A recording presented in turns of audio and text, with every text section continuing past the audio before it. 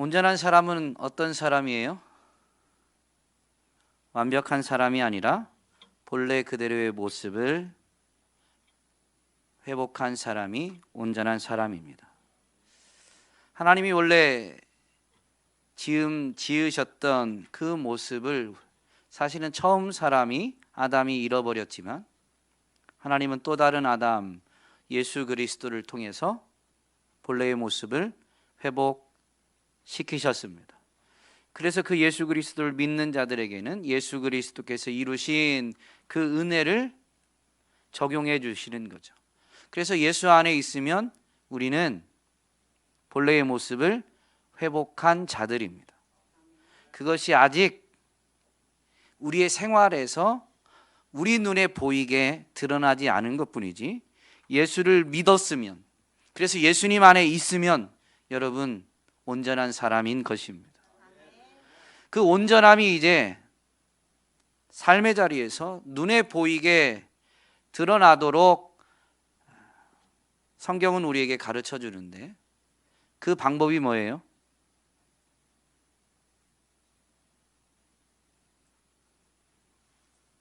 성경을 배워서 굳게 믿는 진리를 따라 생활하는 것입니다. 성경을 배워야 진리를 알게 되고, 계속 성경을 배우면 깨닫게 된 진리를 우리가 굳게 믿게 되고요.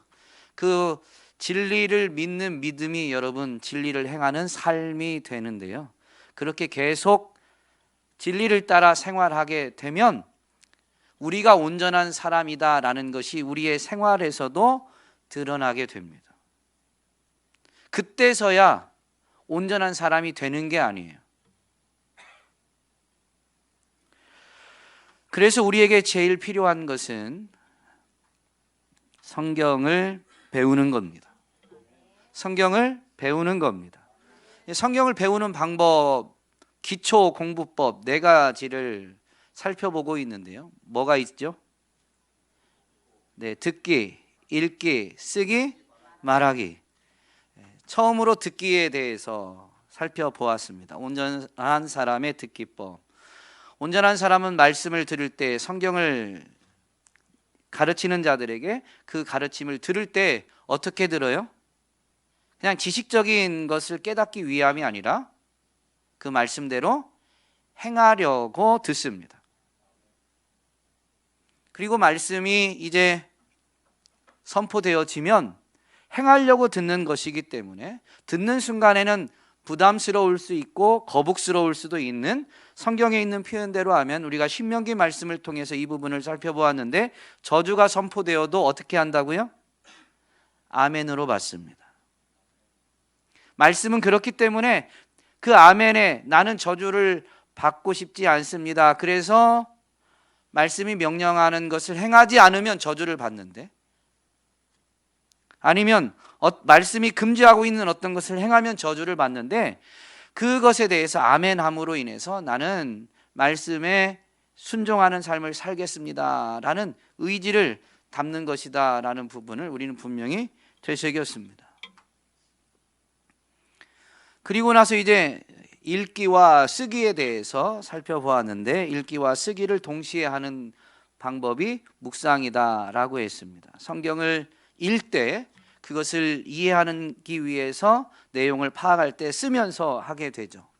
그리고 그 성경의 내용을 행하기 위해서 성경에 있는 이야기가 나의 이야기와 이렇게 접속이 되게 하기 위해서 성경을 깊이 생각하는, 그리고 내 삶을 돌아보면서 이 연결시키는 작업이 바로 묵상이다 라는 것을 지난주에 살펴보았습니다. 그래서 읽기와 깊이 생각하기가 있지만 이것을 돕는 방법으로 또 쓰기가 활용되어진다라는 것을 점검해 보았죠. 오늘은 말하기에 대해서 살펴보려고 합니다. 온전한 사람의 말하기, 이것이 일상에서 적용되어지는 부분이 있는데 그게 바로 대화입니다. 그래서 오늘 설교 제목을 온전한 사람의 대화법이라고 잡아보았는데요. 말하기에 대해서 살펴보려면 말이 무엇인지 우리가 좀 생각해 봐야 됩니다. 여러분, 말이 뭐예요?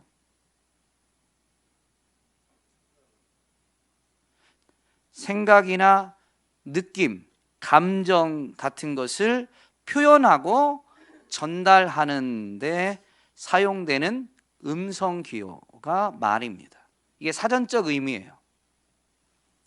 생각이나 감정을 표현하고 또 그것을 누군가에게 전달하기 위해서 사용되어지는 음성 기호가 말입니다. 이게 사전적 의미지만 말은 이 사전적 의미로만 생각해 보면 말 이상입니다. 단순한 음성 기호가 아니다라는 거죠. 그 기능 때문에 말은 말 이상입니다. 사실 말을 생각해 보면 말은 사람을 들었다 놨다 합니다. 무슨 얘기냐면 어떤 말을 들으면 행복해지고 기쁘고 또 어떤 말을 들으면 속상하고 마음이 아픕니다. 한마디 말에 울기도 하고 웃기도 하는 거죠. 그런데 그게 그냥 한순간만 그럴 뿐만 아니라요, 어떤 경우는 무심코 던진 말일 수도 있는데 그 말을 듣는 사람 입장에서 보면 그 말이 비수가 되어서 마음에 꽂히는데 그냥 한 번 아픈 걸로, 한 번 우는 걸로 끝나는 게 아니라 그게 상처가 너무 남아서 오래 갑니다. 심지어 평생 가는 경우도 종종 있죠. 여러분은 그런 적은 없으시죠? 평생 가는 상처를 받는 말은 들으신 적이 없으시죠? 잊어버리는 건 하나님이 주신 특별한 은혜예요. 네. 잊어버리는 건 특별한 은혜. 그 상처가 치유되긴 했지만 어느 순간에는 또 그게 이렇게 살아나게 되는 경우도 있어요. 저도 그런 말이 있습니다. 아직도 뭐 그것 때문에 제가 뭐라고 해야 될까요? 살아가는 데 있어서 장애가 되는 건 아니지만, 어려움을 겪는 건 아니지만 여전히 제 안에 남아있는 그런 말, 스크래치처럼 남아있는 말이 있습니다. 언젠가 어떤 분이 저한테 그랬어요. 너는 잘하는 게 하나도 없으니까 대놓고 면전에서 이제 뭐 목회자, 신학교 간 다음인데 목회자로서 너는 뭐 어떤 리더십도 없고 앞에서 말을 잘하는 것도 아니고 뭐 노래를 네가 탁월하게 하는 것도 아니고 뭐 이렇게 아주 조목조목 얘기를 잘 해주시더라고요. 그러면서 너는 잘하는 게 하나도 없으니까. 근데 그게 이렇게 마음에 남아 있어요. 물론 그게 저를 더 돌아보고, 그러니까 은혜를 구하지 않고는, 하나님의 은혜 아니면 목회를 할 수 없다라는 것을 되새기게 되긴 하지만 그게 즐거운 건 아닙니다. 그 말이 떠오를 때마다 행복해, 막 기쁨이 넘쳐 막 이러진 않죠. 참 말 한마디가, 그분은 어쩌면 저한테 깊은 상처를 주려고 한 건 아닐 거예요. 그런데도 불구하고 그 사람의 의도와는 또 상관없이 어떤 경우는 그렇더라라는 것이죠. 말의 중요성, 이 말이 가지는 단순히 음성 기호 이상이기 때문에 말의 중요성을 가르쳐주는 속담이 많이 있습니다. 그 중에 대표적인 게 말 한마디에 천냥빚을 갚는다라는 속담이 있습니다.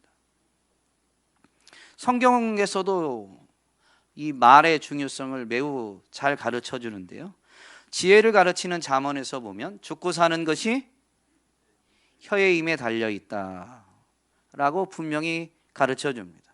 그 혀의 힘은 바로 말을 말하는 거죠. 죽고 사는 것이 뭐에 달려 있다고요? 말에 달려 있다라는 가르침입니다. 이걸 아는 게 지혜다라는 거죠. 그런데도 우리는 말을 점검하거나 또는 말을 신중하게 합니까? 아니면 말을 참 쉽게 합니까? 못 들은 걸로 하겠습니다. 저는 참 말을 쉽게 하는 경우들이 많아요. 그래서 해놓고 내가 하준일 집사님 만났을 때 그 말을 하지 않았어야 되는데, 집에 가서 혼자 막 그렇게 생각하고 왜 그랬을까? 베개를 치고 벽을 치고 막 이럴 때가 종종 있습니다. 사람은 참 그런 것 같아요. 오늘은 말에 대해서 책 한 권을 좀 소개하려고 하는데요. 김윤나 작가님이 지은 말그릇이라는 책입니다. 이 책에 보면 말에 대한 정의를 내리는 부분이 있는데요. 8쪽에 이렇게 이야기합니다. 살면서 보고 듣고 느낀 모든 것들이 뒤섞이고 숙성돼서 그 사람만의 독특하고 일관된 방식으로 나오는 게 바로 말이다. 그렇게 만들어진 말은 그 사람의 내면과 닮아 있다. 여러분, 그래서 말은 말 이상이라고 하는 겁니다. 말은 그 사람의 내면, 즉 인격의 표현이죠. 그 인격은 한 번으로 결정되는 게 아니에요. 보고 듣고 경험한 것들이 오래 숙성되어져서 이제 일관되게 나옵니다. 그런데 그렇게 일관되게 나온 그것이 바로 말이다라고 분명히 이야기합니다. 또 27쪽, 28쪽에서 보면 이렇게 이야기합니다. 세상에는 세 가지 종류의 연결이 있다. 바로 나 자신과의 연결, 타인과의 연결, 세상과의 연결이다. 이것은 모두 이어져 있고 각각 서로에게 영향을 미친다. 말은 자신이 그 세 부분과 어떤 방식으로 상호작용하는지를 보여주는 가장 확실한 도구다. 즉, 말을 통해 사람들은 그 말을 사용하는 사람이 스스로를 어떻게 생각하고 있는지, 다른 사람과 어떤 식으로 관계를 맺고 있는지, 어떻게 세상을 바라보고 있는지 짐작할 수 있게 된다. 따라서 말이 제 값을 다하지 못하면 자신에게 만족하기 힘들어지고 누군가에게 좋은 선배나 부모, 친구가 되기도 어려워진다. 물론 세상을 넓은 시각에서 바라보고 담아내기도 버거워진다. 이것이 우리가 내가 쓰는 말을 살피고 돌아보고 관리해야 하는 이유다 라고 이야기합니다. 오늘 우리는 여기에 한 가지 덧붙이면 하나님과의 관계에서도 우리가 하나님과의 관계를 어떻게 맺고 있는지를 점검할 수 있는 부분이 뭐겠어요? 말입니다. 그렇기 때문에 이 작가님이 말하는 이 세 가지 연결뿐만이 아니라 우리 믿음의 사람들은 영적인 이 하나님과의 연결까지 분명히 돌아봐야 되고 관리를 해야 됩니다. 그래서 작가님이 주장하는 것처럼 우리는 우리가 쓰는 말을 살피고 심지어 말하는 것을 훈련해야 할 필요가 있는 겁니다. 여러분, 성경을 배우는 방법 중에 하나가 뭐라고요? 말하기입니다. 배우는 것을 위해서 우리는 말하기를 사용해야 되는데 여러분, 이 말하기를 사용하는, 활용하는, 심지어 훈련할 필요가 분명히 있는 것이죠. 그렇다면 성경이 말하는 이 온전한 사람의 말은 어떠할까요? 여러분의 이해를 돕기 위해서 책의 내용을 한 번 더 인용하면요, 이 책은 말하는 어떤 표현법을 가르치는 게 아니고요, 말그릇을 키워야 말이 바뀐다라는 걸 말합니다.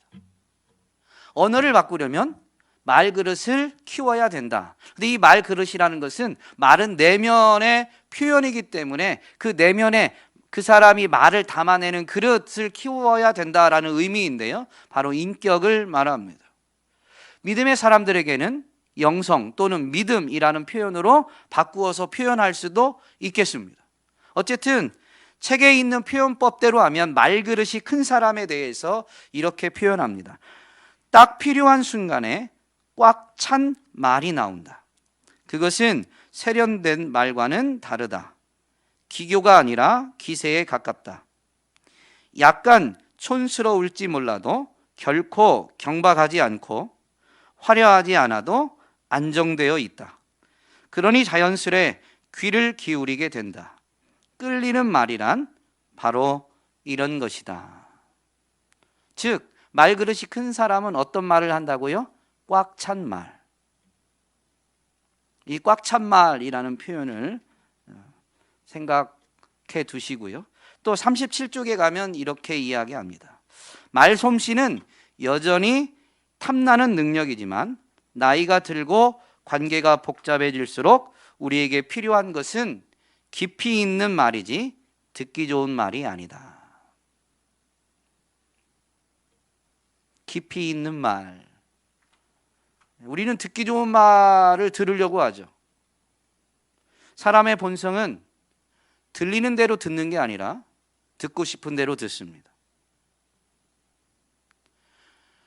말하는 사람이 어떤 의도로 말하는지보다는 내가 듣고 싶은 대로 그 말을 듣고 임의로 해석하는 경우들이 너무 많습니다. 이런 성향이 더 극대화되면서 사실은 말을 전할 수 있는, 이제는 함께 자리하지 않아도 말을 나눌 수 있는 이런 장비들이 많아졌죠.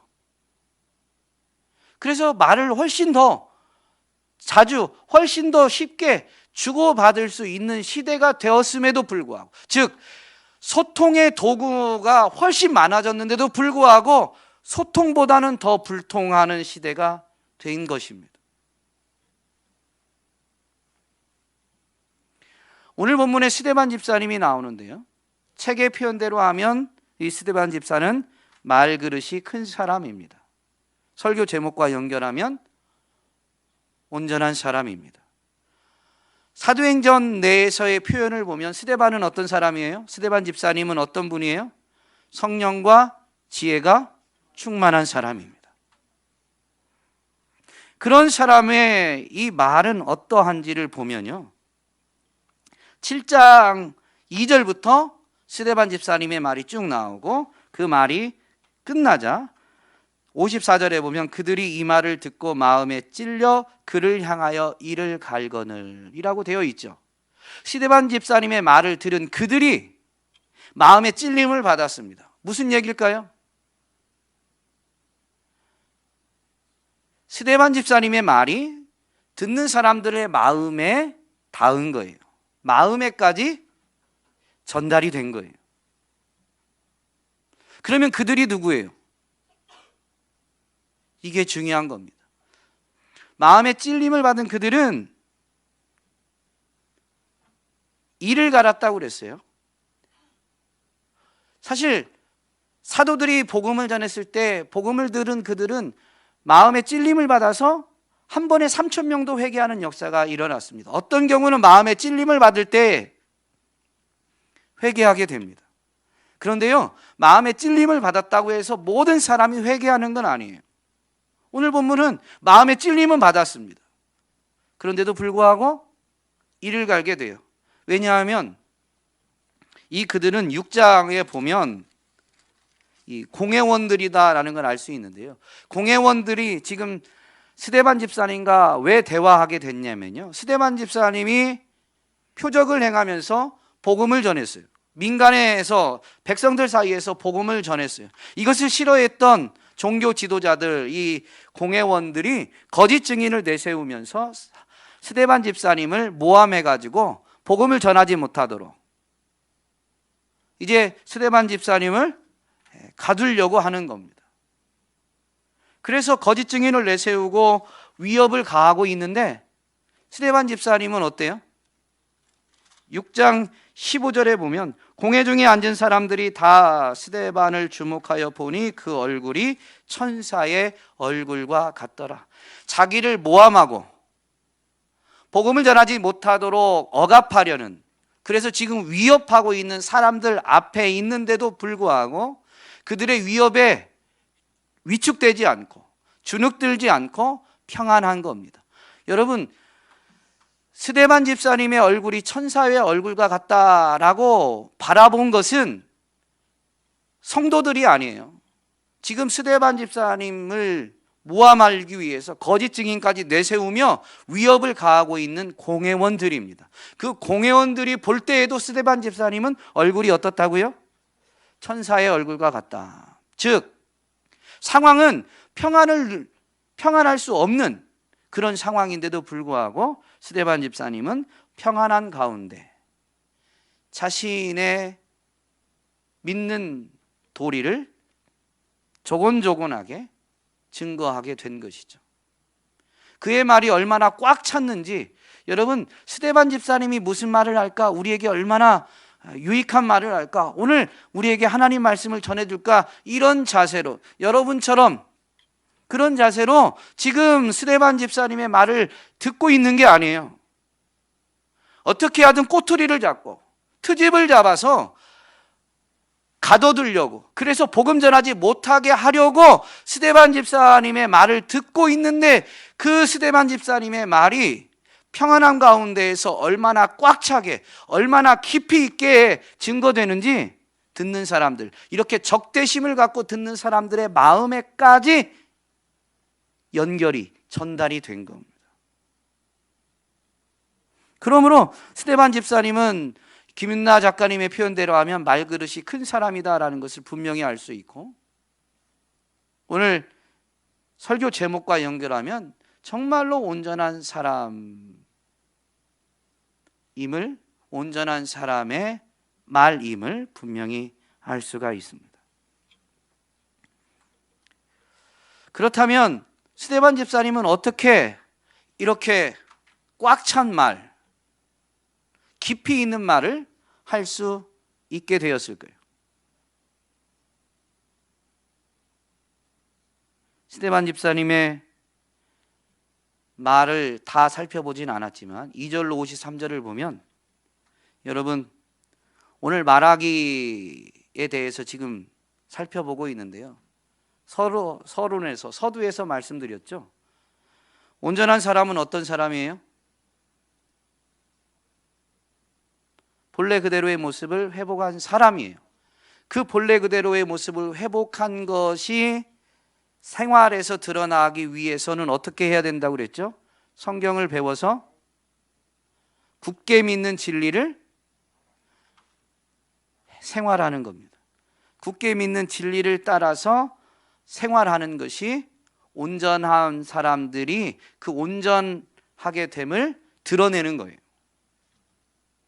성경을 배워야 진리를 깨닫고, 계속 성경을 배워야 그 진리를 굳게 믿게 됩니다. 확신하게 됩니다. 그 굳게 믿는 믿음, 확신이 그 진리를 그대로 생활하게, 실천하게 만드는 거예요. 한 얘기 또 하면 잔소리라고 생각되시죠? 근데 이 원리를 여러분 깊이 새겨야 됩니다.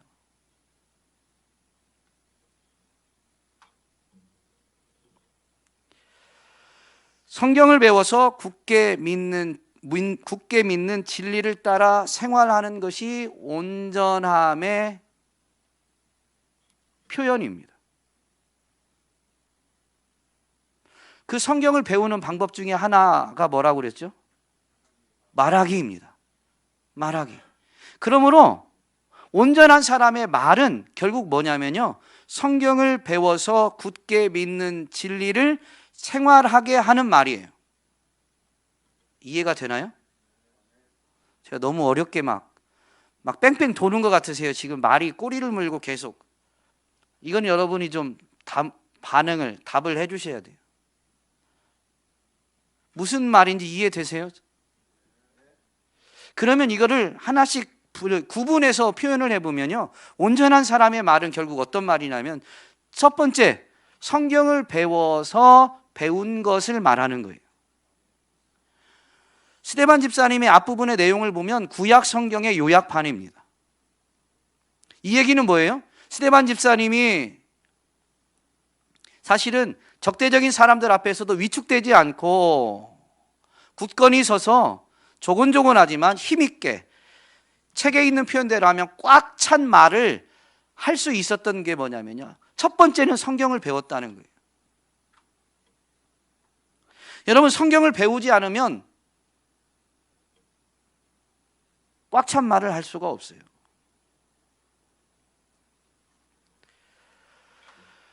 성경을 배웠다라는 걸 분명히 알 수 있고요. 성경을 배우면 그러면 어떻게 된다는 거죠? 진리를 깨닫고, 성경을 계속 배우면 진리는 계속 바뀌지 않아요. 변함이 없어요. 그러면 그 진리를 어떻게 돼요? 이제 굳게 믿게 돼요. 확신하게 돼요. 여러분, 확신은 용기를 가져다 줍니다. 위협 앞에서도 스데반 집사님이 굳건하게 이 말을 할 수 있었던 것은 성경을 배운 것으로 끝난 게 아니에요. 성경을 배워서, 계속 배워서 진리를 깨달았는데 그 진리를 이제는 굳게 믿게 되었다, 확신하고 있다라는 겁니다. 여러분, 확신이 없으면 말에 힘이 없습니다. 꽉 찬 말을 할 수가 없어요. 그런데 세상을 살아가려면 어떻게 해야 돼요? 자신의 생각을 가지고 다른 사람을 설득해야 되죠. 근데 자신의 생각이 꽉 차지 않았어요. 즉, 진리가 아닌 경우도 있죠. 자기 이득을 위해서, 체면을 위해서, 심지어는 자기가 뻔히 알아요. 이게 사실이 아니고 이게 진리가 아니다라는 것을 알고 있는데도 이득 때문에, 체면 때문에 누군가를 설득하고자 할 때가 있어요. 그러면 어떻게 합니까? 자신감이 없지만 설득하려고 할 때, 거짓말, 뻔히 거짓말인 걸 들통나게 하나요? 그게 거짓말이죠. 사실이 아닌데 사실인 것처럼 말하고자 할 때 여러분 어떻게 해요? 그 사람의 말은 너무 질문이 어려운가요?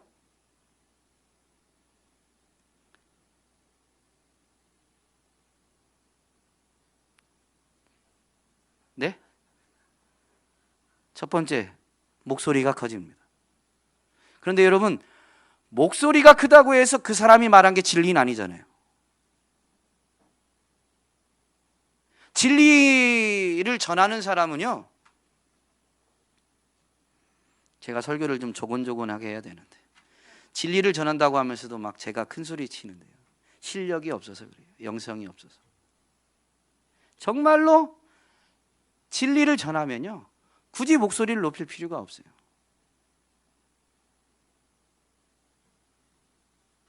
그런데 진리가 아닌데, 사실이 아닌데 사실인 양 누군가를 설득하려고 하니까 목소리가 커지고 막 맹세를 하게 됩니다. 그래서 예수님이 가르쳐 주시잖아요. 율법을 폐한 게 아니라 완성하시는 분이, 너희는 맹세하지 마라. 하늘로도 맹세하지 말고 땅으로도 맹세하지 말고. 맹세하지 말라라고 하면서 예수님이 주시는 가르침이 뭐예요? 오직 너희 말은 옳다, 옳다. 즉, 옳은 것은 옳다, 아니라, 아니라, 아닌 것은 아니라 라고 말하라는 거예요. 그러면서 이렇게 덧붙이십니다. 여기에서, 이에서 지나는 것은 악으로부터 나느니라. 이에서 지나는 것은 악이다라는 거죠. 우리의 말은 악으로부터 나오는 경우가 많은가요? 아니면 온전한 사람의 말인가요? 분명히 점검할 수 있어야 됩니다. 사도 바울은 교회에 분명 이렇게 고백하며 전합니다. 성경에 기록하기를 나는 믿었다, 그러므로 나는 말하였다 하였습니다. 우리는 그와 똑같은 믿음의 영을 가지고 있으므로 우리도 믿으며 그러므로 말합니다. 여러분, 사람은 믿은 것을 말하게 되어 있습니다. 믿은 것을 말하게 되어 있습니다. 이 앞부분에 보면 사도 바울이 이렇게 말했는데요. 우리는 믿었으므로 말합니다 라고 하는데, 이 앞부분에 그들이 말이 어떠한지를 고백하는 부분이 있어요. 우리는 부끄러워서 드러내지 못할 일들을 배격하였습니다. 우리는 간교하게 행하지도 않고 하나님의 말씀을 왜곡하지도 않습니다. 우리는 진리를 환히 드러냄으로써 하나님 앞에서 모든 사람의 양심에 우리 자신을 떳떳하게 내세웁니다. 여러분, 확신이 그래서 떳떳하게, 위협이 있어도 굴하지 않고, 미혹이 있어도 타협하지 않고, 진리를 그대로 떳떳하게 말하게 되죠. 이 말이 저자가 말한 대로 하면 꽉 찬 말, 깊이 있는 말인 거예요. 화려하지 않을 수 있어요. 멋들어지지 않을 수 있어요. 믿음의 세계를 모르면 논리성이 떨어질 수도 있어요. 그런데 정말로 성경을 배우고 굳게 믿는 사람들의 말은 왠지 모르게 힘이 있어요. 끌림이 있어요.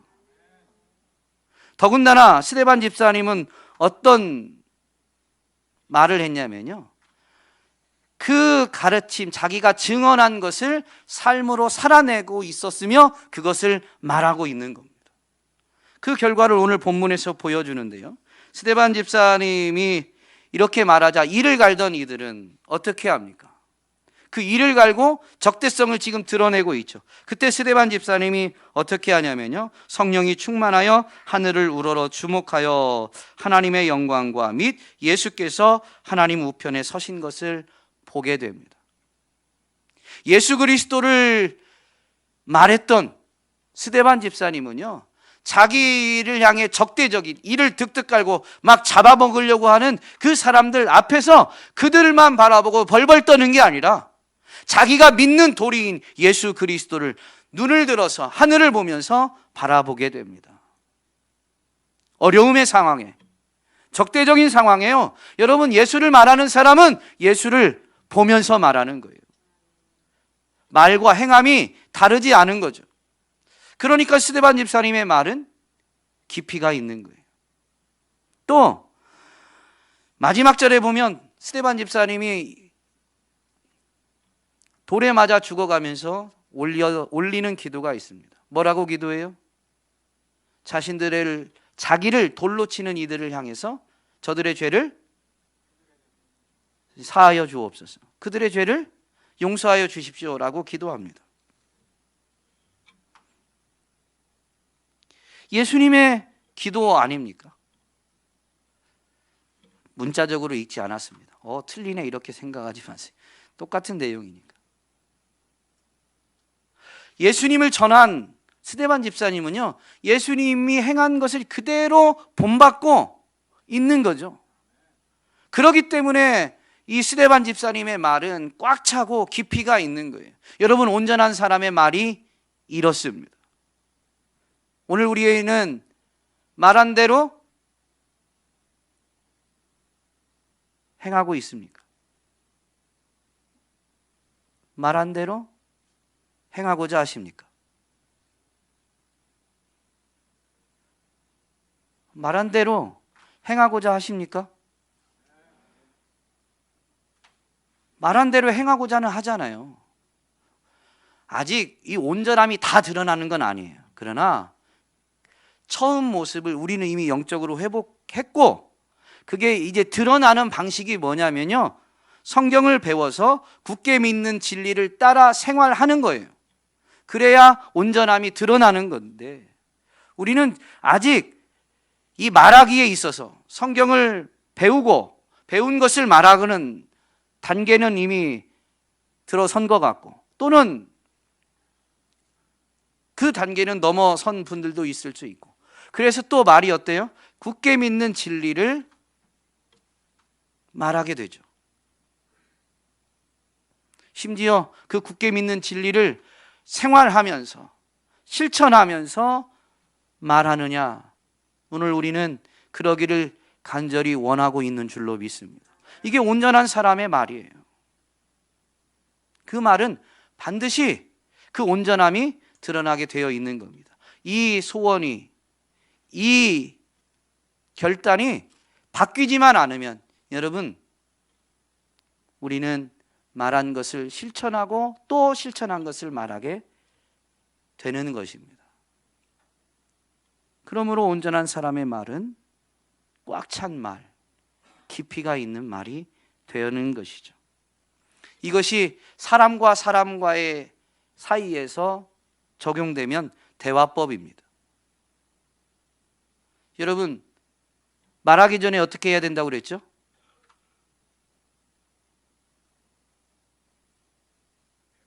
배워야 돼요. 배우는 제일 기초법. 읽고 들어야 돼요. 사람과의 대화에서도요, 여러분, 온전한 사람은 어떻게 대화하냐면요, 내 주장을 막 내세우기 전에 읽고 들으려고 합니다. 읽고 들으려고 합니다. 그러면 읽는 건 뭘까요? 시간이 많이 갔지만 중요한 거라 짚고 가겠습니다. 읽는 건 뭘까요? 뭐를 읽어요? 아니요, 대화. 둘 사람이 상대방과 대화할 때 상대방을 읽는 건 뭐를 읽는 거예요? 마음을 어떻게 읽어요? 듣는 걸로만 읽어요? 보면서. 어떻게 봐요? 뭘 봐요? 상대방의 표정을 보고 몸짓을 보고. 여러분, 이게 온전한 사람의 대화법이에요.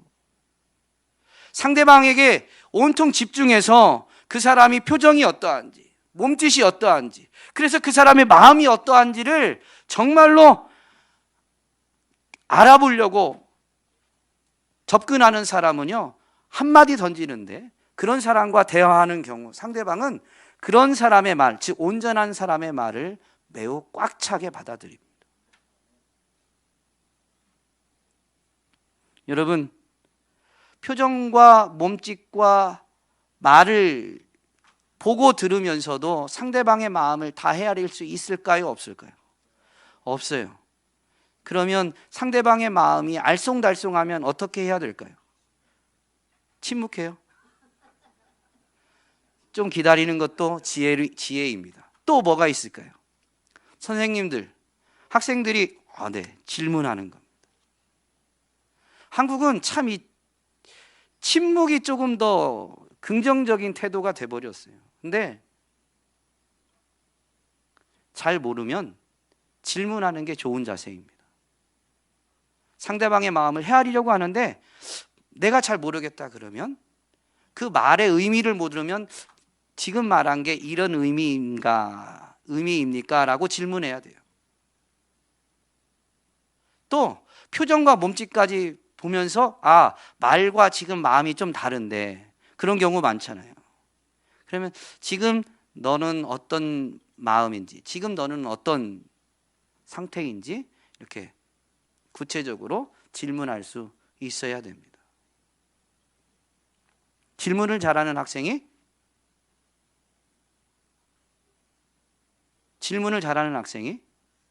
배움이 깊습니다. 우리는 이 질문을 너무 깊이 하는 문화권에 있죠. 학생들도 보면, 그런데 알고자 하는 열망이 있으면 질문합니다. 근데 공부 싫어하는 아이들, 아는 거에 별 관심 없는 애들은 선생님이 강의하고 자, 질문 있는 사람 그러면 어떻게 해요? 평상시 질문 잘하는 하준일 학생을 째려봅니다. 너 질문하면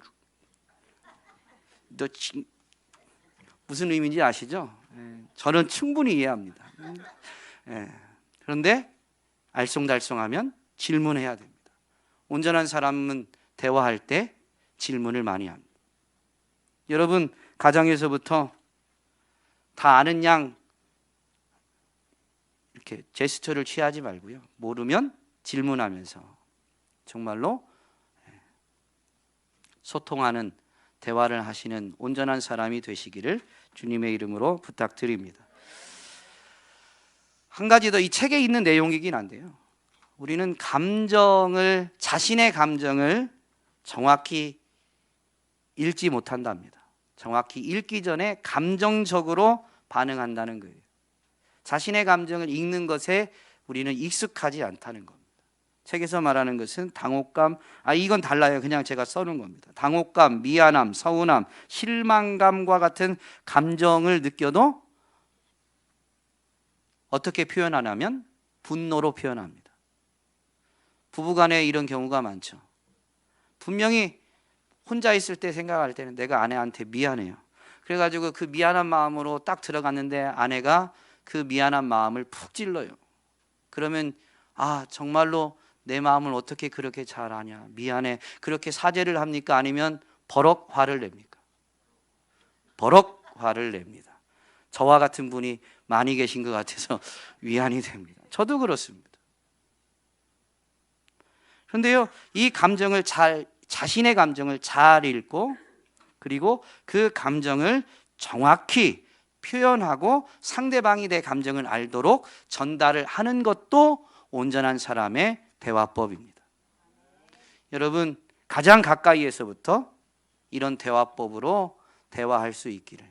그런데 이것은 어떻게 가능하다고요? 온전한 사람의 대화법은 어떻게 가능하다고요?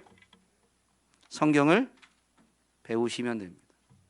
말씀을 배우면 예수님을 배우고 예수님의 자세를 우리가 닮으면 내 주장을 하기보다 상대방의 마음을 헤아리고자 합니다. 주님의 마음이죠. 그래서 질문도 적극 활용하게 되고, 또 상대방이 어떻게 나오든 감정적으로 대하지 않고 솔직하게 그리고 정확하게 내 감정을 표현하면서 불통이 아니라 소통하는 사람이 되어지는 것입니다. 오늘 저와 여러분이 하나님과도 이웃과도 세상과도 소통하는 온전한 사람으로 온전히 서게 되기를 주님의 이름으로 축복합니다.